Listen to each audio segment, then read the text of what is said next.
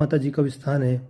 वहीं पे शक्तावतों के झुंझार जो युद्धों में काम आए, युद्धों में बलिदान हुए, मराठों के खिलाफ, अफगानों के खिलाफ, निर्भय सिंह जी और डुले सिंह जी, उनकी पुतलियाँ प्रतिमाएं स्थापित हैं।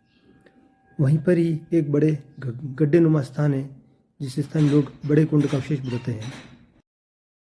वर्तमान रुद्र से पहले यह पूरा गांव, संपूर्ण ठिकाना इसी कुंड के आसपास ही बसा हुआ था। ये जो गड्ढे नुमा कुंड था, चामुंडा माता के स्थान की जगह शिखर बंद भव्य मंदिर था, जिसे जनश्रुति के अनुसार कहा जा सकता है कि यहाँ मुस्लिम आक्रांताओं ने कई बार आक्रमण किए।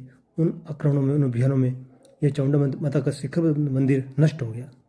रुद्र ठिकाने गांव के पश्चिम दिशा में एक तालाब है जहाँ पर विभिन्न पुतलियों और सती माताओं का स्थान है, जो कि इसी वीडियो के आगे वाले भाग में हम देखेंगे। कुछ तालाब की पाल पर हमें विभिन्न पुतलियाँ, सती माता का स्थान और बड़ा चबूतरा भी प्राप्त होता है जिसके ऊपर पुतली स्थापित है, लेकिन शिलालेख अंकित नहीं है। तालाब के पाल की ही कुछ दूरी पर एक और छतरी है। मैंने जब बड़ोली ठिकाने के सोलंकी ठाकुर साहब नारायण सिंह जी बड़ोली से बात की थी, चर्चा की थी, तो उन्होंने फरमाया था कि पहले बड़ोली ठिकाना हम सोलंकियों की जगह में रहा था और तत्पश्चात वहाँ से ये ठिकाना वर्तमान में जो ठिकाने बड़ोली के सोलंकी है, उन्होंने रुद्र ठिकाना छोड़ करके टोकनवाब की ओर अपना आपका आगमन किया। तो टोकनवाब ने प्रसन्न होकर उनको बड़ोली ठिकाना जागीर में प्रदान किया था।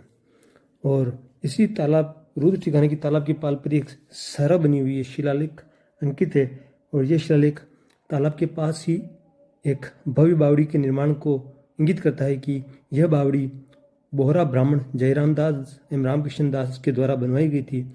इन बोहरा ब्राह्मणों ने सलावट मान सिंह, जो मोरवन के निवासी थे, सलावट यानी कुमाऊत परिवार के होंगे, उन्होंने विक्रम संवत 1889 में इन बोहरा ब्राह्मणों के आदेश पर यह बावड़ी बनवाई थी।